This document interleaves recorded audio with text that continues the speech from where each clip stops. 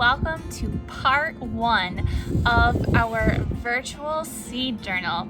So today is Thursday, April 2nd, and we are going to start today by planting our seeds. This is something that I had hoped to do with you in our classroom, but since we can't be together, I thought that we could do a virtual journal together. So today I'm going to go through the types of seeds that we are going to plant, and I will show you how I'm going to plant them in the pots, and then we will talk about how long we think it will take for these plants to start growing and for some of the vegetables to begin to grow on the plants once they become mature enough.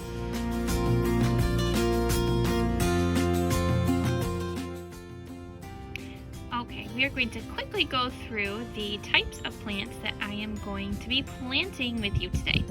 So the first one that we're going to do is the green beans. That is the biggest seed that we're going to be planting today. Then we have banana peppers, we have cucumber, and then 3 different variety of tomatoes. We have a Roma tomato, which is like a medium-sized tomato, the delicious tomato, which holds the world record for the largest tomato, and then cherry tomatoes, which are usually a very sweet variety that a lot of times people like to put into their salads. So those are the 6 different types of plants that we are going to plant today.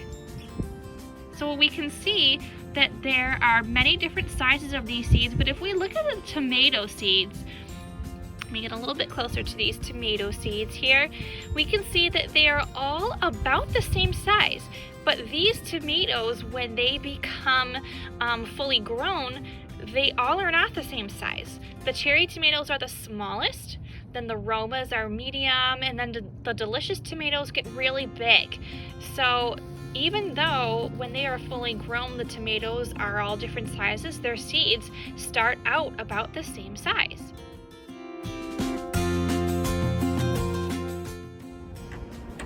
Okay, now I have my small pots. So I've labeled each of the pots with what plant is going to go in which. That way I can keep track of how fast the seeds are growing and which plants are in each pot. So I have the delicious tomatoes and the Roma tomatoes in the teal pots.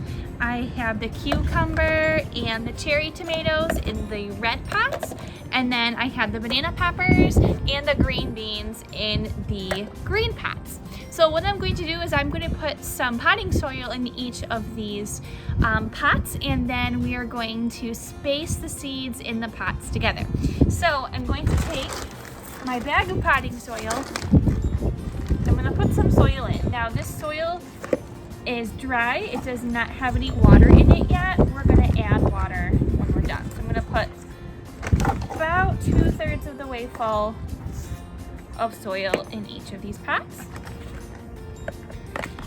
This is potting soil that is used specifically for growing plants in pots. It's not garden soil. There's a little bit of a difference between potting soil and garden soil. Garden soil is soil that you would use specifically for plants that you are starting in the ground. And this soil is specifically for pots. So in the winter time, the ground gets really, really cold, and that's why a lot of our plants, well, most of our plants, stop growing in the winter because it's too cold for them to grow. And the same thing happens with the soil that is in the ground. The soil gets very, very cold. So if you've ever looked on the back of a packet of seeds that you find at a hardware store, it actually tells you the months of the year that are good for starting to plant the seeds in the ground if you're not starting them in pots. And the reason for that is because it does take a while for the soil in the ground to thaw. So our ground does freeze in the winter. If you've ever noticed, you've gone outside in the winter time and there's frost on the ground, or when the snow sticks and it keeps piling up on top of your grass, that means that your ground is frozen, that it is too cold for anything to grow in the ground. Okay, now I have my soil in my pot, so we are going to start planting our seeds. So we need to get our seeds out, and I am going to start with the delicious tomatoes. So remember, these tomatoes are going to be our largest tomatoes that we're going to have. And it says that these tomatoes take about 77 days until they're ready to harvest. Actually, I'm gonna add some more soil to this one. I don't think I put enough in there. Because eventually this soil will compact itself because, as I said, there isn't any water in here yet. I'm gonna put a little bit more in there. So we're gonna take a few seeds. We don't need too many. I know these seeds are very, very small, but these tomato plants are going to get very big. So I'm gonna take a couple seeds and I'm going to plant them in the pot, because I can always spread these out later as they grow. I can transplant them. And then I'm going to cover them up. And I will show you one up close. I'll show you the green beans up close because those are probably the most interesting ones because the seeds are big enough. Okay, so I'm gonna put all of my leftover seeds back into my container because these are good to keep for another time. Or in case these seeds don't grow, because sometimes that does happen, I have more that I can plant. So there are the delicious tomatoes. So now I need my Roma tomatoes right here. So again, I'm gonna take a few seeds from the packet and put a little bit more soil in. I didn't put enough in. I'm gonna make sure that your pots have enough soil in so that way the roots of your plants have room to grow. So I'm gonna take a couple of seeds and I'm going to plant these in. My family has always had a garden ever since I was a little girl. My dad had a huge garden when I was little, and my grandfather had a very big garden. They lived in Florida, so when we would go and visit them, it would always be a fun adventure for my brothers and I to go out into my grandpa's garden to see what he was growing. He always had something growing because in Florida you can grow things all year round. So he always had something growing in his garden no matter what time of year it was. He also grew up on a farm not far from Medina, New York. So he would always have stories to tell us about his life on the farm as a kid.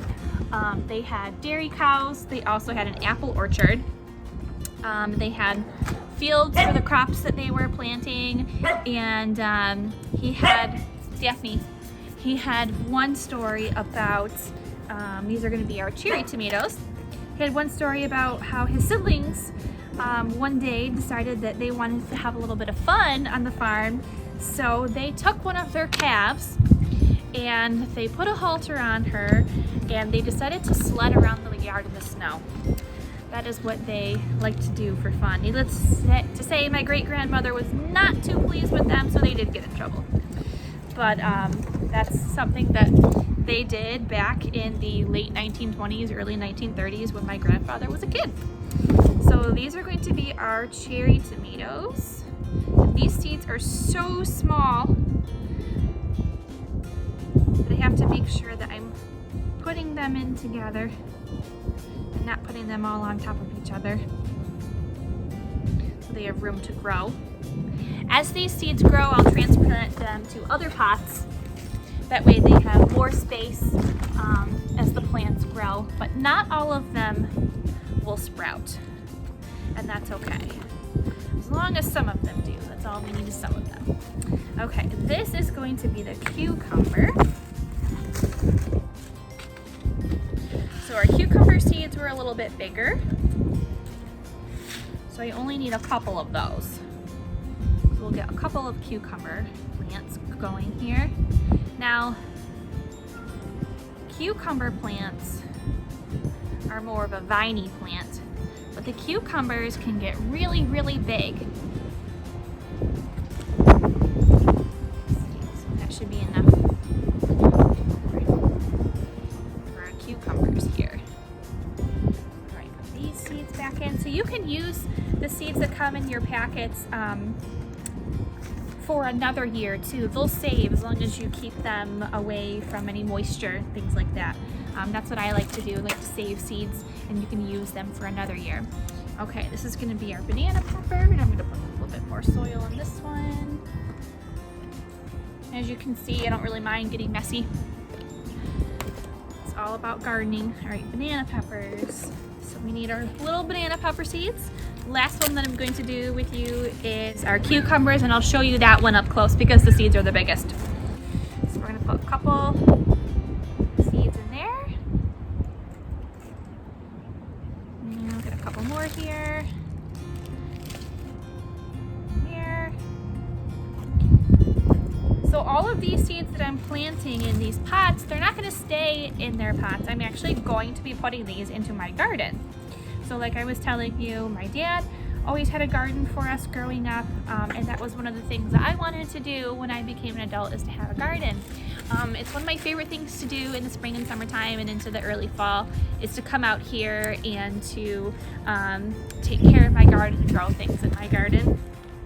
So this is one of my springtime things to do. Okay, so here is our green bean pot. So we're going to put our green bean seeds in here. These are the largest seeds that we have. But the plants, believe it or not, are probably the smallest of all the plants that we are planting. The banana pepper plants even get bigger than the green bean plants, but the seeds are the largest. So we're going to put 2 of them in each of these holes in case one of them doesn't take. And if they do all take, then we will have more plants that we will separate. If both of them start to sprout, then we'll separate the 2. So then I'm just gonna cover them, the soil that's on top. And now all that we have left to do is to give these plants some water. Okay, now all we need to do is give our plants some water. So we're not going to be keeping these plants outside yet because it's still getting too cold at night. So these plants I will be keeping inside of my house, and I will, there we go. And I will be giving them water every day. But since we're outside today, I figured we'd start with just some water from the hose. And I will be giving them water every day inside. A little bit more to get in there.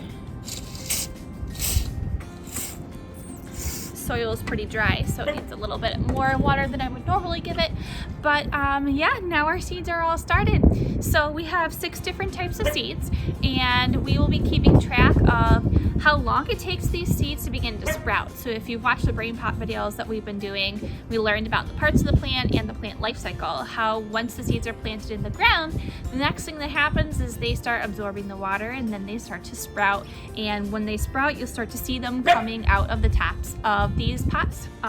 So yeah, so we're ready now. This is gonna be fun. So every week we will take a look at our pots and see what is happening with our seeds.